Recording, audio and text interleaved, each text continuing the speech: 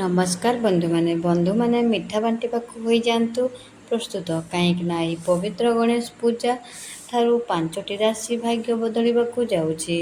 ଏମାନଙ୍କ ଜୀବନରେ ଚାଲିଥିବା ସମସ୍ତ ଦୁଃଖ କଷ୍ଟ ଏବଂ ସମସ୍ୟା ଅନ୍ତ ହେବାକୁ ଯାଉଅଛି ଏବଂ ଖୁସି ଫେରିବାକୁ ଯାଉଅଛି। ବନ୍ଧୁମାନେ, 27 ଅଗଷ୍ଟ ପବିତ୍ର ଗଣେଶ ପୂଜା ପଡ଼ୁଅଛି।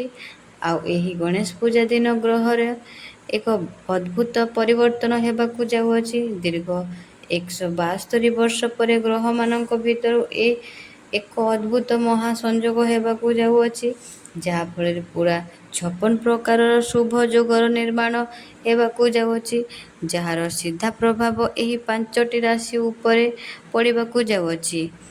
ପ୍ରଭୁ ଗଣେଶ ଏବଂ ମା ଲକ୍ଷ୍ମୀଙ୍କ କିଛି ରାଶିଙ୍କ ବ୍ୟକ୍ତିବିଶେଷ ଉପରେ ବହୁତ କୃପା ରଖିବାକୁ ଯାଉଛନ୍ତି। ଏହି ଗଣେଶ ଚତୁର୍ଥୀ ଦିନ ଠାରୁ ଏହି ବ୍ୟକ୍ତିବିଶେଷମାନେ ହେବାକୁ ଯାଉଛନ୍ତି କୋଟିପତି। ଆପଣଙ୍କର ଜୀବନରେ ଅନେକ ପରିବର୍ତ୍ତନ ହେବାକୁ ଯାଉଛି। ତ ଆସନ୍ତୁ ଜାଣିବା ସେହି 5ଗୋଟି ରାଶିର ବିଷୟରେ, ଯେଉଁମାନଙ୍କର ଜୀବନ ଏହି ଗଣେଶ ପୂଜା ଠାରୁ ପୂରାପୂରି ବଦଳିବାକୁ ଯାଉଅଛି। ପ୍ରଥମ ଭାଗ୍ୟଶାଳୀ ରାଶି ହେଉଛି କୁମ୍ଭ ରାଶି। କୁମ୍ଭ ରାଶିର ବ୍ୟକ୍ତିବିଶେଷମାନଙ୍କ ଉପରେ ପ୍ରଭୁ ଗଣେଶ ଏବଂ ମା ଲକ୍ଷ୍ମୀଙ୍କ ଅନେକ କୃପା ରହିବାକୁ ଯାଉଅଛି। ଆପଣଙ୍କୁ ଅଚାନକ ଧନ ଲାଭ ହେବାର ସୁଯୋଗ ମଧ୍ୟ ପ୍ରାପ୍ତି ହେବ। ଯେଉଁମାନେ ଚାକିରି କରୁଥିଲେ, ସେ ତାଙ୍କ ଚାକିରିରେ ପ୍ରମୋଶନ ମଧ୍ୟ ପାଇବେ। ଯେଉଁମାନେ ବିଜନେସ୍ କରୁଥିଲେ, ସେ ତାଙ୍କର ବିଜନେସ୍ରେ ଭଲ ଲାଭ କରିବେ। ଆପଣଙ୍କର କର୍ମମୟ ଜୀବନ ବଡ଼ ପରିବର୍ତ୍ତନ ହେବାକୁ ଯାଉଛି। ଚାରି ଦିଗରେ ଆପଣଙ୍କୁ ଲାଭ ହିଁ ଲାଭ ହେବାକୁ ଯାଉଅଛି। ଆପଣଙ୍କର ଡେଲି ଇନକମ୍ରେ ମଧ୍ୟ ବୃଦ୍ଧି ହେବ। ଆପଣଙ୍କ ଘରେ ଏବଂ ପରିବାରରେ ସୁଖ ସମୃଦ୍ଧି ଲାଭ କରିବ। ଭଲ ପାଇବା ବିବାହ ରୂପ ମଧ୍ୟ ନେଇପାରେ। ପୂର୍ବରୁ ଯଦି ଘରେ କିଛି ସମସ୍ୟା ଦେଖା ଦେଉଥିଲା, ତ ଏହି ଗଣେଶ ପୂଜା ଠାରୁ ବହୁତ ସମସ୍ୟା ସମାଧାନ ହେବ। ଦ୍ୱିତୀୟ ଭାଗ୍ୟଶାଳୀ ରାଶି ହେଉଛି ବୃଷ ରାଶି। ବୃଷ ରାଶିର ବ୍ୟକ୍ତିବିଶେଷ ଉପରେ ପ୍ରଭୁ ଗଣେଶ ଅତ୍ୟନ୍ତ କୃପା ଦେବାକୁ ଯାଉଛନ୍ତି। ଏହି ଗଣେଶ ପୂଜା ଠାରୁ ଏମାନଙ୍କର ଜୀବନରେ ଚାଲିଥିବା ସବୁ ପ୍ରକାର ସମସ୍ୟା ଦୂର ହେବାକୁ ଯାଉଛି। ଆପଣଙ୍କ ଘରେ ଏବଂ ପରିବାରରେ ଖୁସି ମାହୋଲ ଲାଗି ରହିବ। ଆପଣଙ୍କର ଆର୍ଥିକ ପରିସ୍ଥିତି ଭଲ ରହିବ। ପ୍ରଭୁ ଗଣେଶଙ୍କ କୃପା ଆପଣଙ୍କ ଉପରେ ଲାଗିବାକୁ ଯାଉଅଛି। ପ୍ରଭୁ ଗଣେଶଙ୍କ କୃପାରୁ ଆପଣଙ୍କୁ ନୂଆ ଗାଡ଼ି, ନୂଆ ସମ୍ପତ୍ତି କିଛି ଆପଣ କ୍ରୟ କରିପାରନ୍ତି। ମା ଲକ୍ଷ୍ମୀଙ୍କର କୃପା ଆପଣଙ୍କର ଉପରେ ରହିବାକୁ ଯାଉଅଛି। ଯେଉଁମାନେ ବିଦ୍ୟାର୍ଥୀ ଥିଲେ, ତାଙ୍କର ଶିକ୍ଷା କ୍ଷେତ୍ରରେ ଉନ୍ନତି ହେବାକୁ ଯାଉଛି। ପାଠପଢ଼ା ପ୍ରତି ମନ ଲାଗି ରହିବ। ଆପଣଙ୍କର ପୂର୍ବରୁ ଯେଉଁ ଶାରୀରିକ ସମସ୍ୟା ଲାଗି ରହିଥିଲା, ତାହା ମଧ୍ୟ ଏହି ଗଣେଶ ପୂଜା ଠାରୁ ଦୂର ହେବ। ତୃତୀୟ ଭାଗ୍ୟଶାଳୀ ରାଶି ହେଉଛି କନ୍ୟା ରାଶି। କନ୍ୟା ରାଶିର ବ୍ୟକ୍ତିବିଶେଷଙ୍କର ଏହି ଗଣେଶ ପୂଜା ପରଠାରୁ ଏମାନଙ୍କ ଜୀବନରେ ବହୁତ ବଡ଼ ପରିବର୍ତ୍ତନ ହେବାକୁ ଯାଉଅଛି।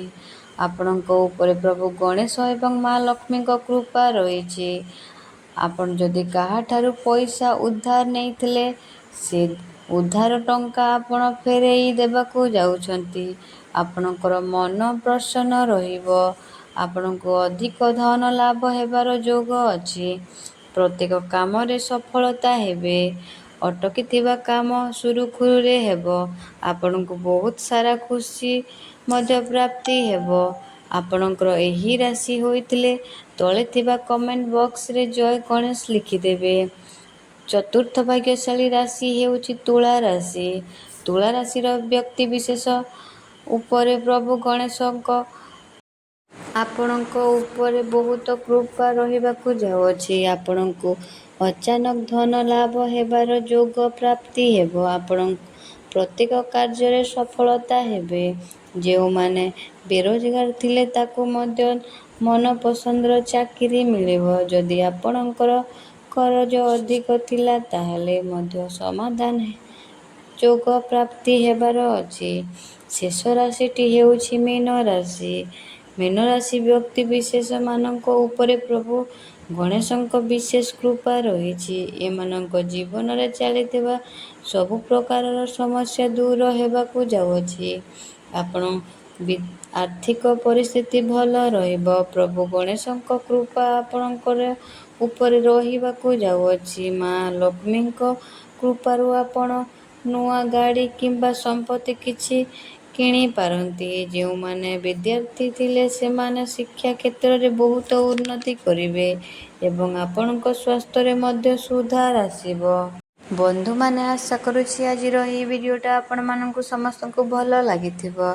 ଯଦି ଭଲ ଲାଗିଥିଲେ ତଳେ ଥିବା କମେଣ୍ଟ ବକ୍ସରେ ଜୟ ଗଣେଶ, ଜୟ ମା ଲକ୍ଷ୍ମୀ କମେଣ୍ଟ ବକ୍ସରେ ଲେଖିଦିଅନ୍ତୁ ଏବଂ ସବସ୍କ୍ରାଇବ୍ ମଧ୍ୟ କରିଦିଅନ୍ତୁ। ଧନ୍ୟବାଦ।